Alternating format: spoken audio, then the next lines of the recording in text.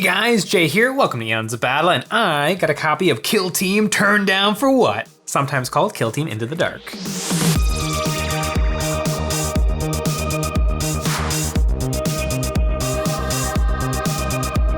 Kill Team Into the Dark is the 5th expansion for Kill Team, and I think it is the most exciting one yet.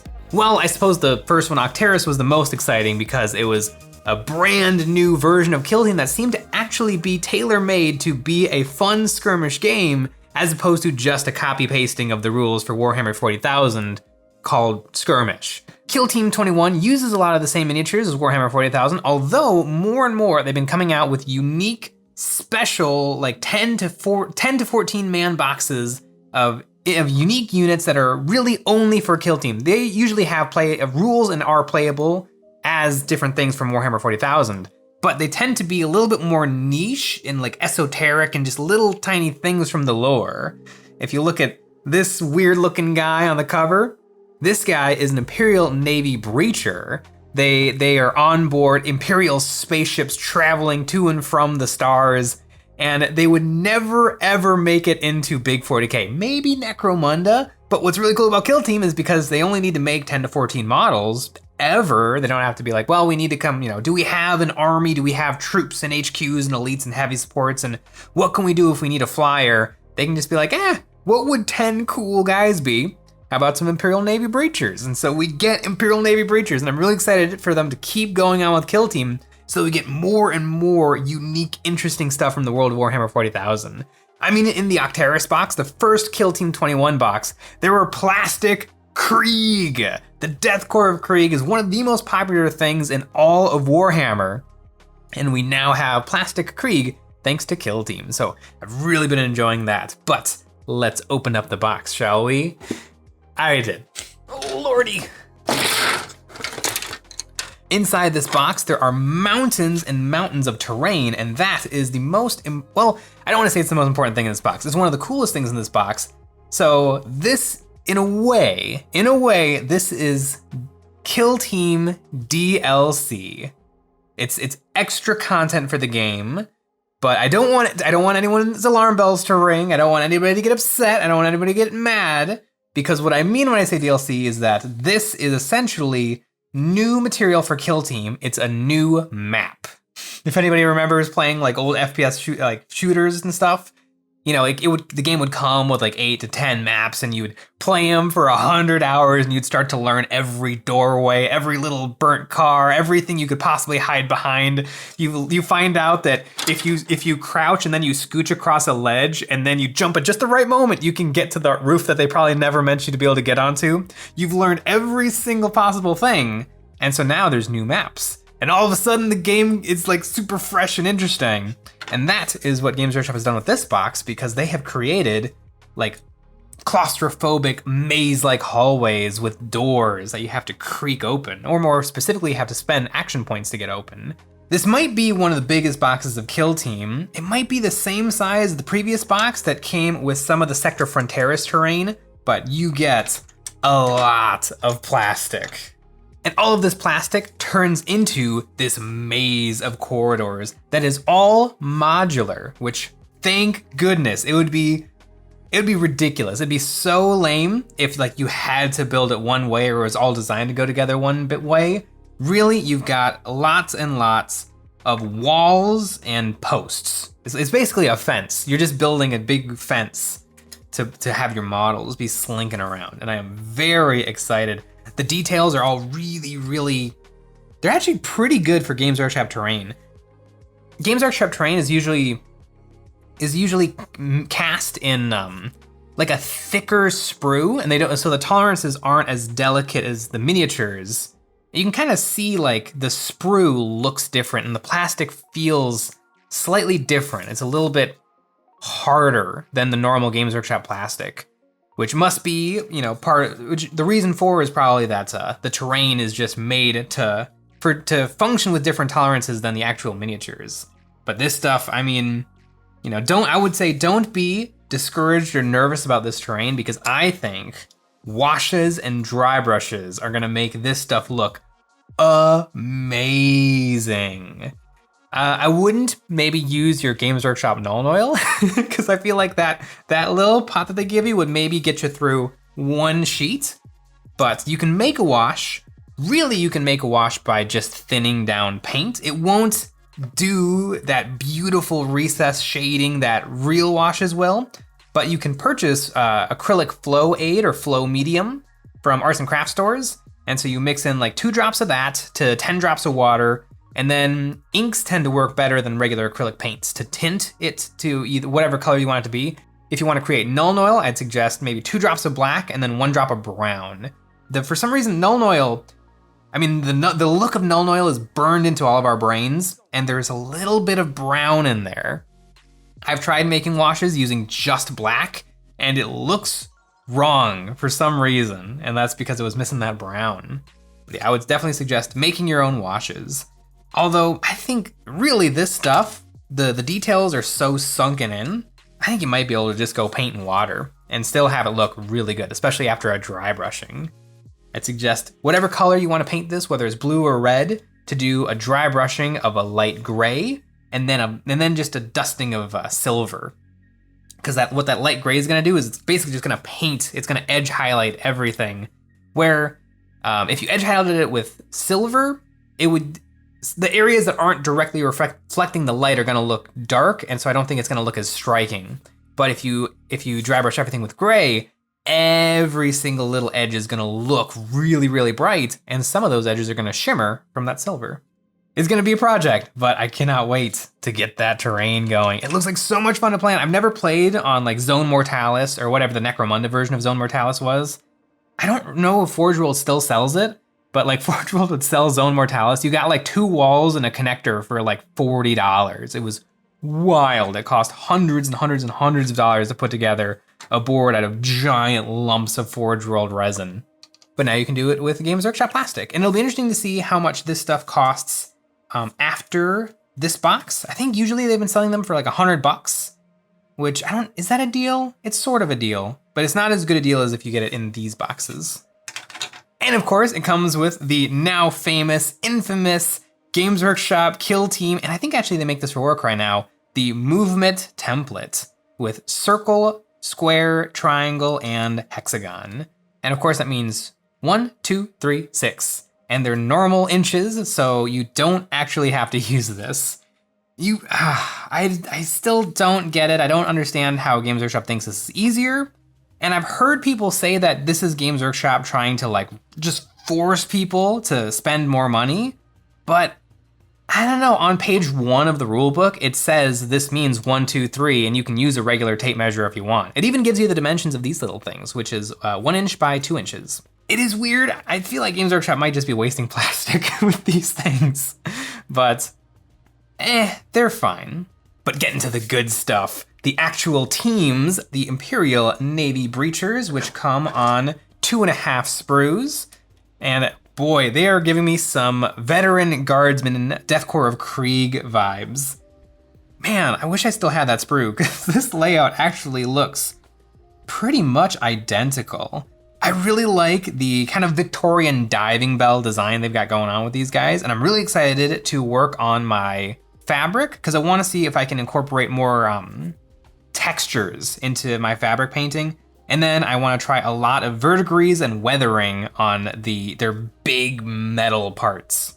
These guys are very sweet. Let's see, 1, 2, 3, 4, 5, 6, 7, 8, 9, 10, 11, 12 bare heads. And it looks like we got 1, 2, 3, 4, 5, 6, 7, 8, 9, 10. 10 regular helmets. Ooh, do we have 10 regular helmets? 1, 2, 3, 4, 5, 6, 7, 8, 9. Uh-oh, it better not be 9. Come on, Games Workshop, give me my 10th helmet.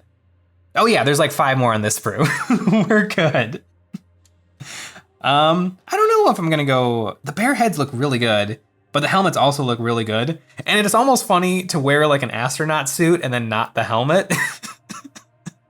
It kind of defeats the entire purpose.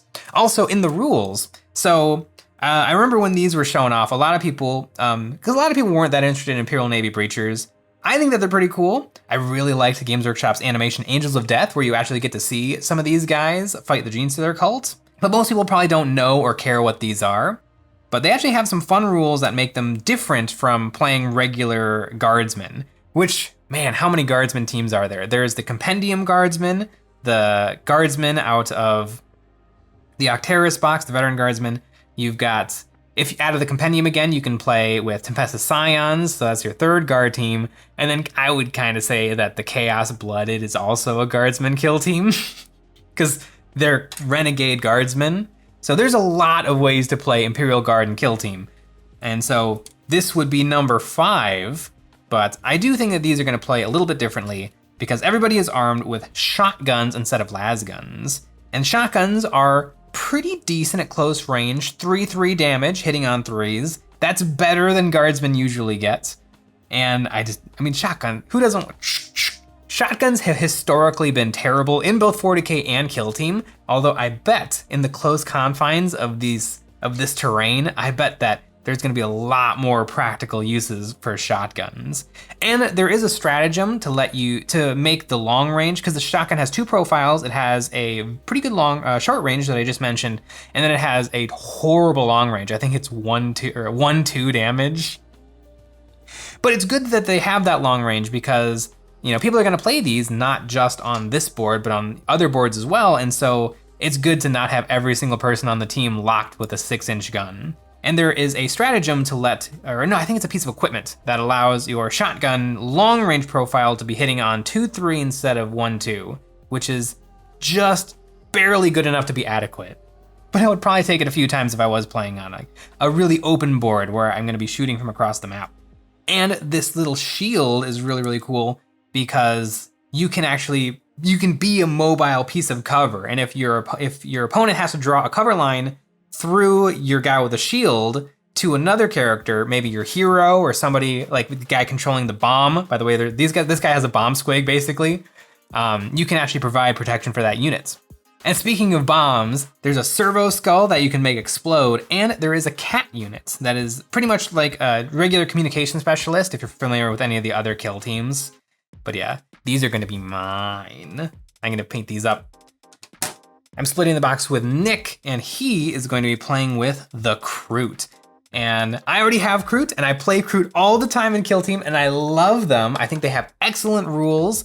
They have some really, really unique stuff, like their Kroot Hounds are the only model in the game to have a natural 8 inches of movement. Everything else is 6 inches or less, but the Kroot Hounds have a natural 8. And I've looked at the rules. These ones are also still natural movement of 8. But where these new Kroot differ from the old Kroot, I was really excited to see what they were going to do to help the Kroot, because the Kroot suffer from not having any damage potential. All of their rules were great. There's a Krootox, the giant Kroot gorilla with another Kroot riding on top. That unit is exceptional. Although it's so huge, it's really hard to get it in cover, and so it tends to get shot off the board pretty early. But other than that, everything with the Kroot either has a bolter shooting profile with bad ballistic skill or a bolter fighting profile with a somewhat mediocre fighting skill. So it was really hard to actually kill anything. I don't think that's gonna be a problem with the new Kroot. Although squishier than the old Kroot in a way. The old Kroot had a 6-up save, but if you were ever in cover, that 6-up save became a 4-up save, and you would always be in cover. Where new Kroot, their save has been moved to a 5, and if they're in cover, they can instead of retaining a normal dice, they can retain a critical save, which is actually better, I would say. A 5-up save with a ignore criticals than just a 4-up save. And speaking of better weapons, basically everybody in here has a pretty darn decent gun. And even though like half the team is still gonna be equipped with regular Kroot rifles and Kroot pistols, those have been made a little bit better too with some equipment that allows you to bring special ammunition that can improve your damage capabilities. So I think probably the name of the game for the Kroots is going to be build all of the cool guys you want, like the knife fighter and the leader with his sword, or his, he can take the Tau pulse rifle or pulse carbine. And where is it? Ah, there it is. There's the Tau carbine. So yeah, you can take Tau guns for your leader Kroot. But yeah, every one of these guns is exceptional. And so you're probably gonna take like the 5 really good guns, and then on your 4 mostly normal dudes with Kroot rifles, you'll probably take that special equipment to boost their damage a little bit more. I think that these guys are gonna be really cool. They have essentially 2 snipers on the team. The bow guy, I mean, it's called a bow, but I would assume it's a crossbow because it's a gun. He's not pulling back on a string. It has, I think, it has 3 firing profiles, a really strong shot, a silent, okay shot, and then a splash damage shot. So that guy is gonna have some amazing damage potential. And I would be really, really tempted early game. Kill team lasts 4 rounds, so I'd be really tempted those first and second round to use the silent arrow and keep him in cover so that he can't be shot. And then maybe late game, you get a little dangerous and you pick stuff off with the really high damage weapons. Fighting in kill team is very often trading bodies for bodies, but you wanna make sure that you are getting your money's worth. Like, you don't wanna trade a Space Marine for a Kroot Hound. But if that Space Marine has already killed 2 Kroot Hounds and a Kroot, maybe it's not a bad idea to just throw him at that last Kroot model and let them, kill each other, and then you're still ahead because you've caused a lot more wounds and hopefully open up the door to scoring a lot more points. These Kroot are gonna be so neat. And I can't wait to see how Nick paints them. I bet he picks a weird color like orange. One thing that separates this from some of the other Kill Team releases is this is essentially a starter box without calling it a starter box. So Kill Team Octeris, the first box that they released in 2021, came with all of this stuff. It came with your movement tokens. It came with your cardboard tokens that you sort of need. You can use anything. You could use pennies, the face of a penny, the back of a penny, to show when models have activated versus when they have not, when they're finished activating. But yeah, you do sort of need these. It's nice to have objectives with the numbers on them because that makes it really easy when you're setting up your board through the objectives that are in the books to know, oh, objective 1 goes away this turn or something happens with objective 1 this turn. Ooh, speaking of objectives, a really funny thing that I noticed with the Kroot Hounds is that they have a special ability called Gather, but that's a dumb name and I'll explain why. So Kroot Hounds can perform a normal move and do a pickup action at any point during that normal move. So if you're 3 inches away from an objective, you can perform an 8-inch move and at 3 inches, pick up that objective and then continue to move the rest of your inches.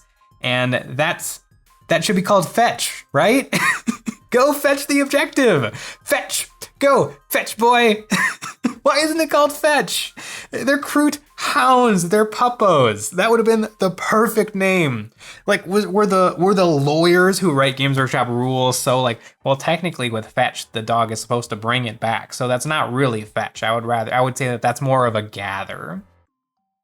It's just dumb, but it's a really cool thing that you can do in the game. I don't take advantage of the pickup action for Kill Team nearly as often as I should. It's just so much fun to go grab an objective that everybody's trying to get and then walk away with it. And so I can't wait. Ooh, especially with this terrain where it's not gonna be as easy to get to things because you can't go over walls. It's gonna be really sneaky if the Kroot Hound gets it, and then brings it back. It also comes with some Kill Team dice, which look different than the previous ones. Come on. They're slightly matte, which kind of makes the orange look a little bit desaturated. Yeah, it's not just, for a second I thought it might be like dust from them rubbing together in the packaging, but no, they are just made out of like a really matte finish resin. I wonder if they didn't go through a proper polishing step because they do look kind of rough and scratchy on the surfaces. Because usually when they make, dice are cast in resin and then tumbled forever. And that's how they become nice, glossy dice. So I wonder, or maybe that's just the look they were going for, but in terms of dice, and some people are real sticklers for dice. There's hundreds of different dice websites. You can buy dice that are pennies a piece and dice that are like $50 a piece. I think that these dice are acceptable, but I don't know if they are the prettiest of dice. These are my scissors, they don't come in the box. We've got the Kill Team objective cards.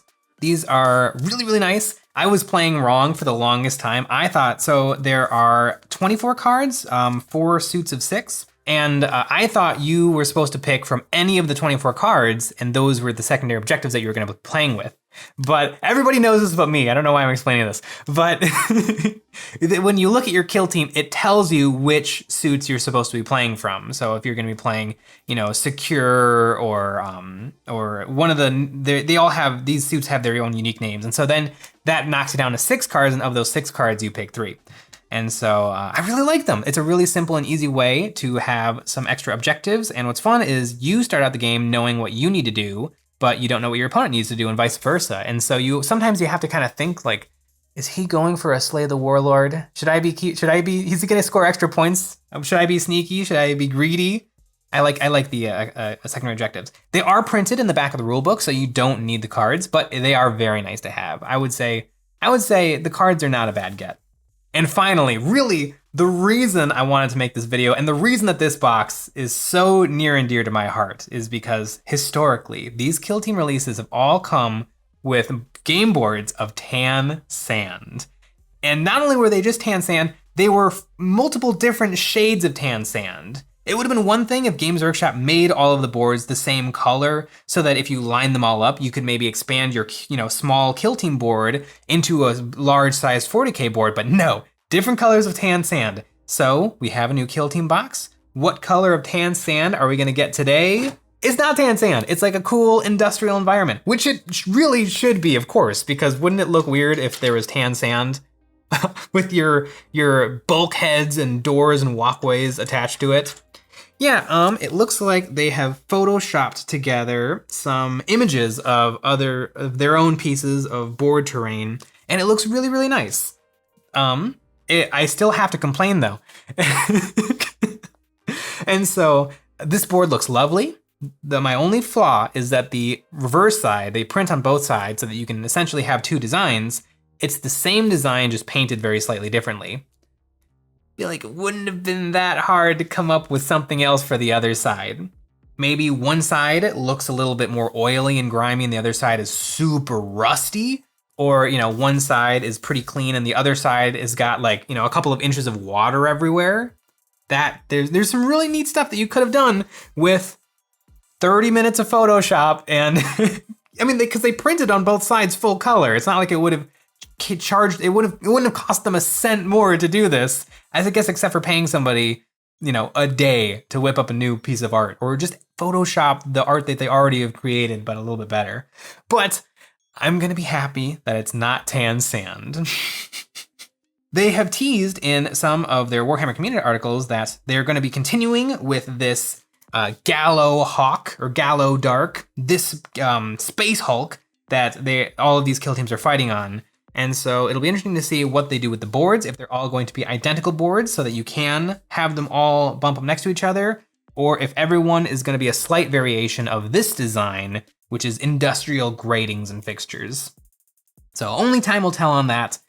If I had to bet, I'm gonna say it's gonna look exactly like this, but slightly different. But who knows? I am super, super excited for Kill Team Turn Down for What. I purchased my copy of Kill Team Turn Down for What from Valhalla Hobby, and if you would also like to pick up a copy, they sell Games Workshop products at 50% off, and if you would like a little more of a discount, we have a code EOB09 to get 5% more off. And if you like us, we have a Patreon where we have tons of super cool STLs, both miniature and terrain, to populate your wargaming boards. If you sign up, we have a welcome pack that includes Dawn of War Space Marine, Imperial Guard, and Eldar terrain. And we also do one extra episode of Eons of Battle every single week where we critique our viewers' miniatures, and we have a live Discord hangout every week. Also, we have merch, link in the description. Kill Team Into the Dark is super cool, and it wins the game of Kill Team on a 6-up. It won! That's a 6! Cut the video!